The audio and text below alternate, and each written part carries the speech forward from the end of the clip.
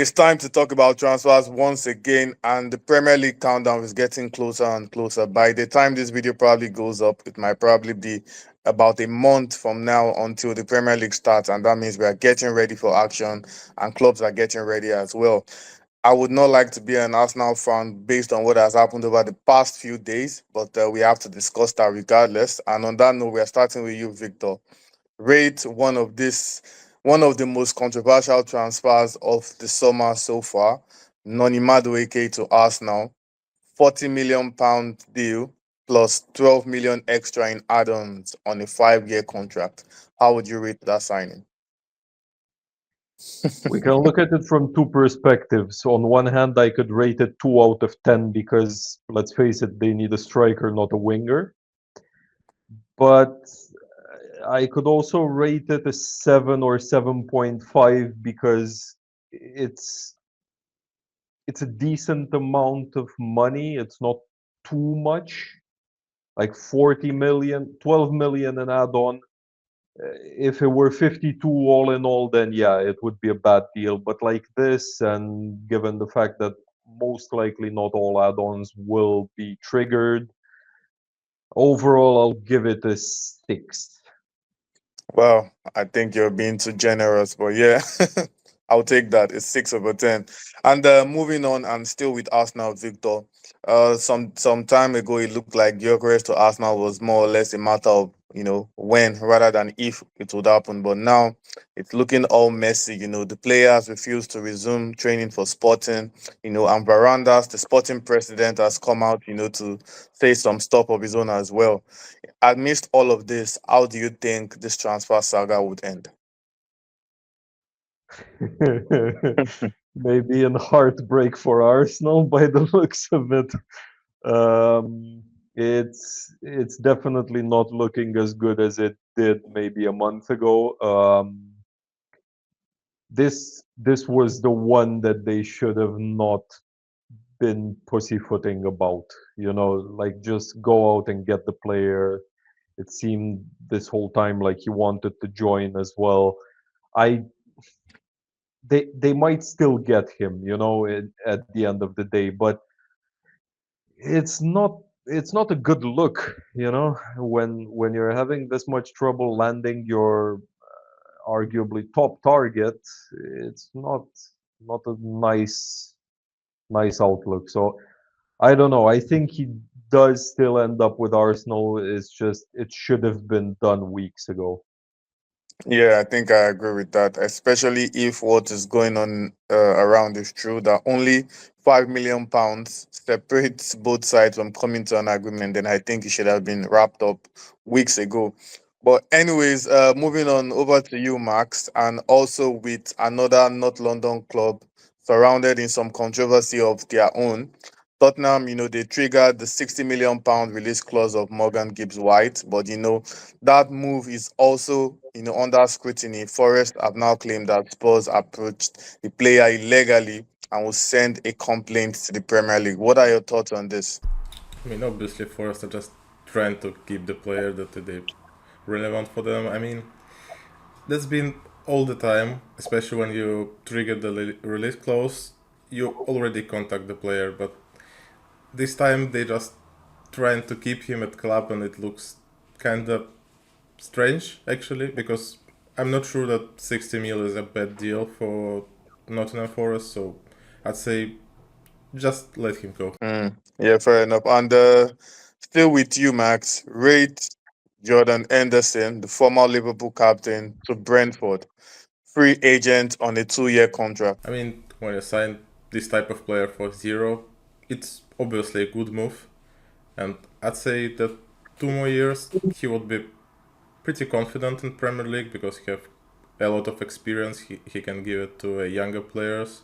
He can probably help them stay in the league, especially after big transfers that went out of the club. So, I mean, it's definitely 9 or 10. But I'd say because he's 35 and he wasn't playing in Prem later season, so let's keep it at 9. Yeah, I think if you look at this transfer, it was more or less like they lost a leader in Nogard, and they are bringing in another leader, someone that can take over that leadership role. So I don't think he has the legs to play frequently, but he's going to keep that dressing room like well grounded with his box of experience and whatnot. Yeah. Anyways, moving on and over to you, Victor. We've spoken about Andre Onana for like 5 different episodes now in recent time, and now United have a decision to make because Onana is now injured and could be out of action for 6 to 8 weeks. In your opinion, should they sign a new goalkeeper based on that? They should sign a new goalkeeper based on how Onana has been playing, not the fact that he's injured. Uh, yeah, absolutely. I mean, it's the world's worst kept secret that United need a proper goalie, and it's just as obvious as with Arsenal needing a striker. Absolutely. The only thing is they need to get someone who can come in, start, and continue starting after Onana is fit as well, because Onana is just not good enough. Yeah, just like you said, in my opinion, this injury is a blessing in disguise because it might force them to actually get someone better than Unana. So it might be a blessing in disguise. But yeah, moving on, and this one's for you, Max. Lots of Premier League sides, have been linked with Hugo Ekitike, but now the latest side is Newcastle, and reports are saying that they are considering playing the striker alongside Isak. From a tactical standpoint, do you think that makes sense, especially when they could easily sell Isak for big money and just use that cash to sign Ekitike instead? I mean, first of all, I still don't understand what people see in Ekitike. Actually, it looks kind of similar as the situation with Sheshko and Arsenal were really thinking about signing him instead of Gyokores for like a month probably, and I don't see it happening. I mean, and also I'm not really sure they want to play with two strikers at Newcastle, so probably this signing is potential replacing for Isak, and probably they know something more than we do, and probably they've already did some stuff with Liverpool. I'd say he's not the best replacement, and especially if they want to play with two strikers, this is not gonna be well for them. Yeah, fair enough. We're going to see about that. And moving on to the final, transfer talk, and this is from West London. This time around, it seems like the London clubs are actually having a comedy transfer window, so to say. So now Chelsea have set £100 million transfer fee for Nicholas Jackson. And I remember in a couple episodes we mentioned the Spurs including a Champions League clause for Kudus as one of the jokes of the summer. But do you think this has surpassed that one, Victor? Yeah, this is just taking the piss. It's banter elevated to the level of art. You cannot, with a straight face, ask for 100 mil for Jackson. It's just impossible. And if anybody is willing to pay that amount for Nicholas Jackson, they need to be behind bars. They have absolutely no business in football whatsoever. Personally, I'm going to go ahead and call bullshit on this report, especially because it's in light of interest from Italy, Yeah. from AC Milan for Jackson. I don't know how many kidneys from their players would AC Milan need to sell to put together 100 million pounds, and then to use that money to get Jackson. There would be rioting in Milan. I'll tell you that for free. So no, it's absolutely insane. Exactly, especially just like Victor well put it, when you consider the interested party. I mean, if it was to be PSG interested in Jackson, then I would understand why Chelsea would say that. But if it's AC Milan, you will be lucky to get £40 million.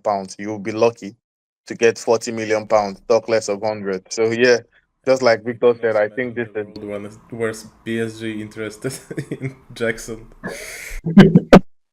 Yeah, who knows? Maybe somebody in the scouting department wants to get sacked or something. exactly, and that might be his fast route to getting sacked, or so that they compensate him. But anyways, that's all we have in our transfer episode today. It's spicing up everything. It's getting exciting. From next week, clubs will start going on for their preseason tours, and that will remind us more or less that the Premier League is just about around the corner once again. And of course, by the time we come back for our next episode, we'll be sure to discuss all the latest developments and all the confirmed transfers as they come.